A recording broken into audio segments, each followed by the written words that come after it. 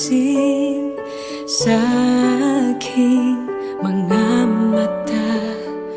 Di mo ba nakikita ang kalungkutang nadarama? Wala ka bang napupuna? Di ba dati ay kay saya?